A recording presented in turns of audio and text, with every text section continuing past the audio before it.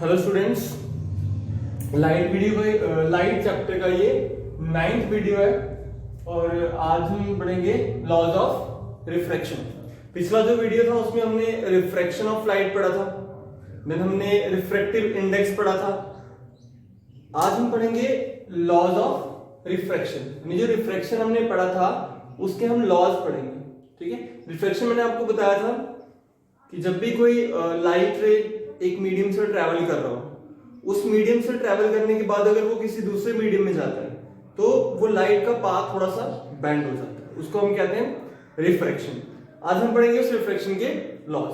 तो देखो, इस रिफ्रैक्शन के हमारे पास दो लॉ हैं। ठीक है, पहला लॉ क्या कहता है कि इंसिडेंट रे, ये जो रे आ रहा है, अगर मैं इसको ए मानता हूं, इसको ओ, इस पॉइंट को, तो ये ए ओ क्या है? Incident ray. देन रिफ्रैक्टेड रे, ये जो ओ बी रे जा रही है ये क्या है? रिफ्रैक्टेड रे। ठीक है, देन द नॉर्मल यानी पॉइंट ऑफ इंसिडेंस पे जो हम परपेंडिकुलर ड्रॉ करते हैं वो होता है नॉर्मल।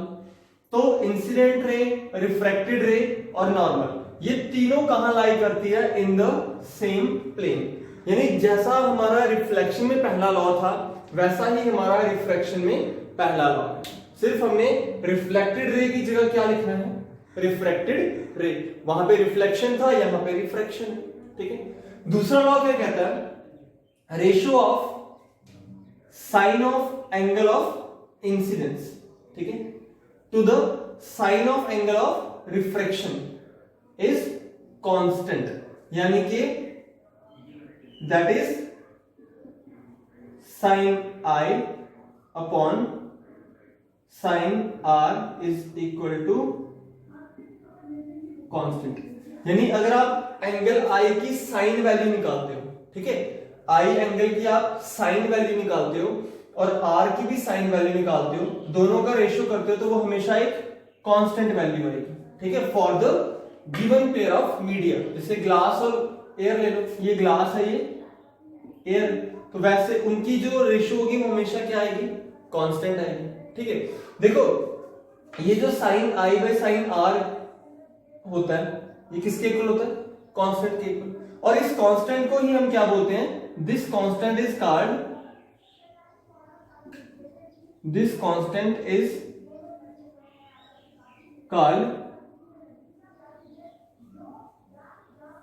Refractive index. इस कांस्टेंट को भी क्या कहा जाता है? रिफ्रैक्टिव इंडेक्स, जो हम पिछले वीडियो में पढ़ चुके हैं। तो रिफ्रैक्टिव इंडेक्स को डिनोट किया जाता है एन के साथ। ठीक है, तो मैं यहां पे लिख सकता हूं therefore sine i upon sine r is equal to n. तो अगर आप sine i upon sine r निकालते हो वो भी आपका क्या निकल जाता है? Refractive index. और ये जो sine i upon sine r equals to constant है, इस लॉ को हम बोलते हैं स्नेल्स लॉ। इस लॉ को क्या कहते हैं? Snell's law, because this law was given by Snell.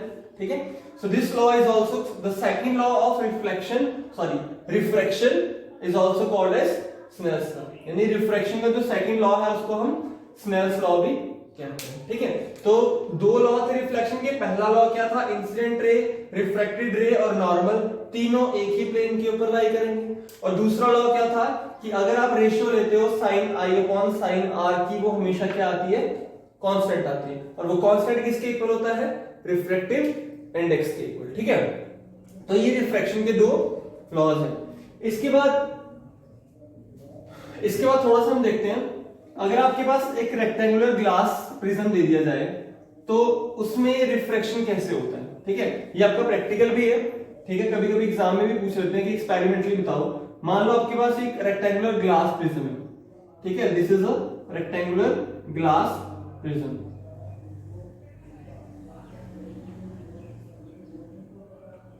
ठीक है,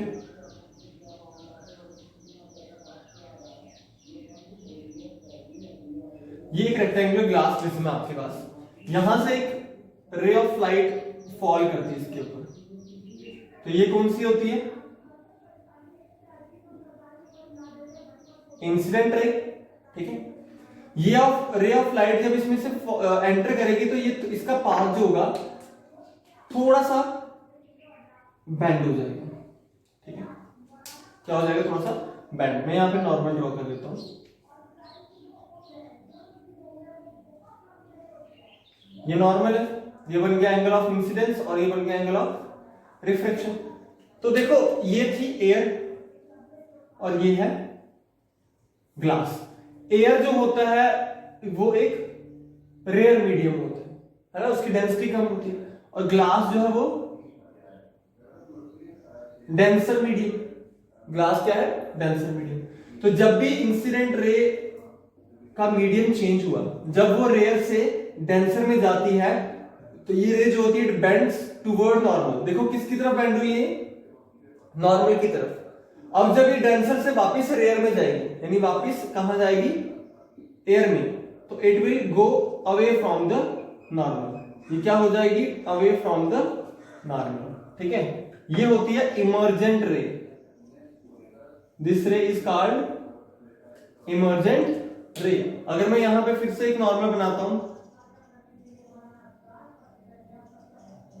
तो ये जो एंगल होगा ये होगा एंगल ई, यानी एंगल ऑफ इमर्जेंस, और ये होगा एंगल आर। ये दोनों एंगल आर है, ये एंगल आई और एंगल ई। और याद रखना एंगल आई जो होता है वो हमेशा एंगल ई के इक्वल होता है, आर के इक्वल नहीं होता। वो रिफ्लेक्शन के केस में होता है, रिफ्लेक्शन में आई और आर इक्वल नहीं होते, ठीक है। तो angle i is equal to angle e, इसको हम बोलते हैं एंगल ऑफ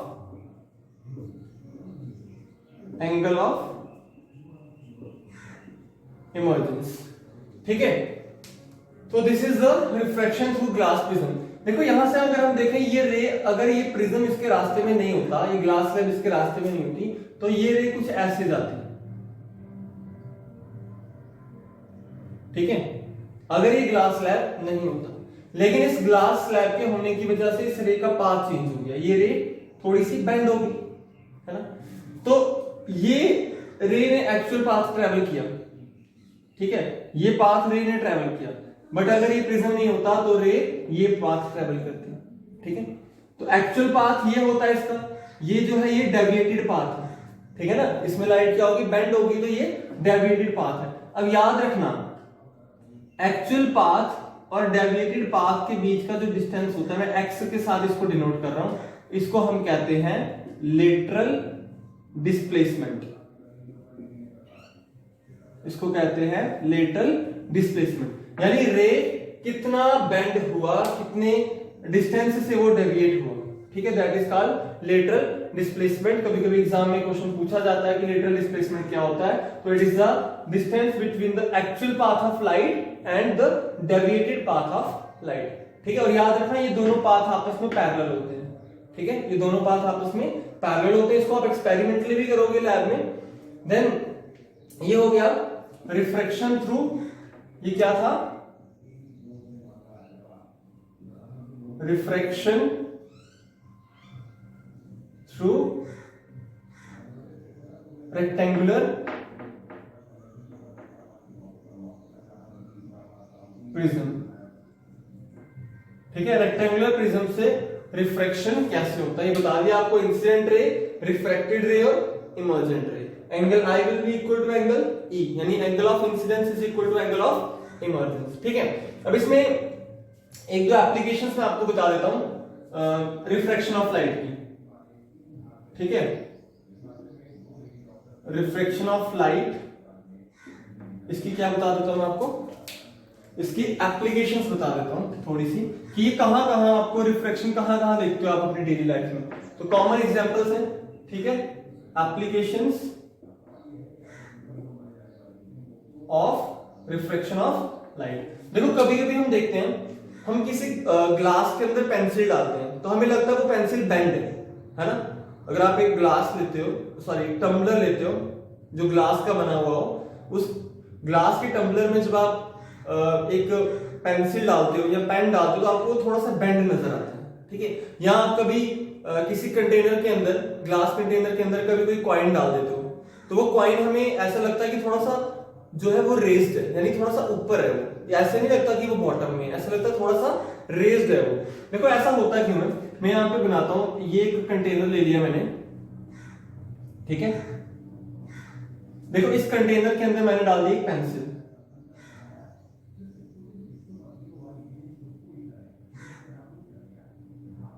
ये एक पेंसिल डाल दी हमने कंटेनर के अंदर, ठीक है। अब क्या होगा, इसके अंदर वाटर फील्ड है, हमें ये पेंसिल नजर आती है बेंड। ऐसा क्यों होता है? देखो होगा क्या, आप यहां से इसको देख रहे हो, ठीक है, आप क्या कर रहे हो, आप इसको देख रहे हो पेंसिल को, लेकिन आपको वो पेंसिल बेंड नजर आती है। अब वो बेंड क्यों नजर आती है? देखो आप, मैं यहां पे बनाता हूं आई,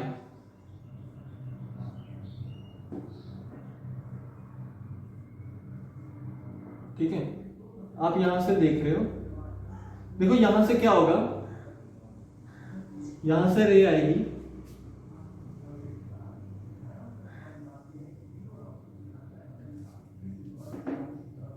ध्यान से देखना इसको,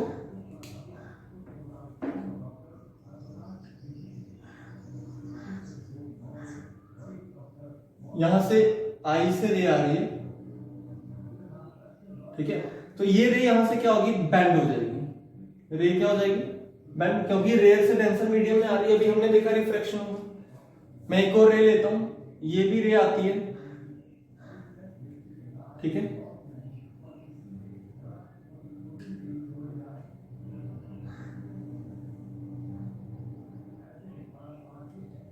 ये रे भी यहां से बेंड हो जाती है, ठीक है, तो हम पेंसिल देख पाते हैं, ठीक है ना, हम पेंसिल देख पाते हैं। बट एक्चुअल में क्या है, अगर ये रे बेंड ना होती तो ये रे कहां पे आके मिलती, इस पॉइंट पे, ठीक है, तो ये पेंसिल हमें यहां नजर नहीं आएगी, ये पेंसिल हमें यहां पे नजर आएगी, क्योंकि ये रे एक्चुअल में कहां मीट करेंगी, यहां पे।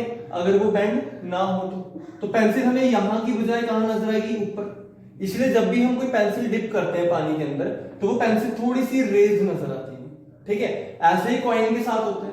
कॉइन में भी क्या होगा, अगर मैं यहाँ पे पेंसिल को हटा दूं, मैं यहाँ पे, ठीक है, पेंसिल हटा देता हूं, मैं यहाँ पे कॉइन रख देता हूं, ठीक है, तो आप जो देख रहे हो कॉइन यहाँ पे है, बट एक्चुअल में वो रेज जब मीट करेंगे आपको कॉइन कहां पे नजर आएगा, यहाँ पे कॉइन होगा नहीं, पर फिर भी नजर आएगा, ठीक है। तो ये है applications of refraction of light. बहुत आपकी डेली लाइफ में बहुत ऐसी एग्जांपल्स मिल जाएंगी। कभी आप किसी रिवर के किनारे, दरिया के किनारे खड़े होते हो, अगर आप देखो तो आपको इतना डीप नजर नहीं आता, ठीक है, या स्विमिंग पूल होता है, आप उसके अंदर देखोगे आपको इतना डीप नहीं लगेगा, वो इतना गहरा नजर नहीं आता वो, लेकिन जब आप उसके अंदर जंप करोगे वो काफी गहरा होता है, ठीक है। तो उसमें क्या होता है, चीजें थोड़ी सी रेज्ड नजर आती हैं। वो किस वजह से होता है, because of refraction of light, ठीक है। अच्छा, एक मैं बता देता हूं कि कंडीशन क्या होती है। कंडीशन फॉर रिफ्रैक्शन, रिफ्रैक्शन होने के लिए क्या कंडीशंस होनी चाहिए। देखो कंडीशंस क्या होती हैं, अगर ये मैं एक सरफेस लेता हूं, ये ग्लास है, ठीक है, ये क्या है, ग्लास, और ये क्या है, एयर। अगर कोई रे परपेंडिकुलरली फॉल कर रही है, ठीक है, तो there will be no refraction, refraction नहीं होगा। तो रिफ्रैक्शन के लिए कंडीशन क्या है, एंगल आई जो है वो 90 डिग्री नहीं होना चाहिए। अगर आपका एंगल आई 90 डिग्री है तो रिफ्रैक्शन नहीं होता, नो रिफ्रैक्शन, ठीक है। अगर आई 90 डिग्री है तो नो रिफ्रैक्शन, ठीक है। तो आई 90 नहीं होना चाहिए, 90 से बड़ा हो सकता है, 90 से छोटा हो सकता है, ठीक है। I should not be equal to 90। अगर 90 होगा there will be no refraction, surface के ऊपर रिफ्रैक्शन नहीं होती, ठीक है।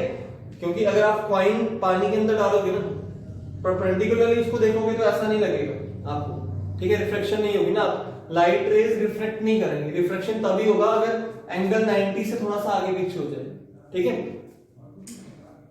तो ये आपका 9th वीडियो है जिसमें हमने क्या देखा, आप ये लॉज ऑफ रिफ्रैक्शन क्या है, ठीक है, रिफ्रैक्शन थ्रू ग्लास स्लैब, और कि एप्लीकेशन क्या है रिफ्रैक्शन ऑफ लाइट की, और कंडीशन क्या है रिफ्रैक्शन के लिए, ठीक है। नेक्स्ट में हम देखते हैं, उसमें हम लेंसेज वगैरह का पढ़ेंगे, जैसे मिरर्स हमने पढ़े वैसे ही लेंसेज पढ़ेंगे, और कुछ न्यूमेरिकल्स भी आगे सॉल्व करेंगे, ठीक है। Okay, thank you.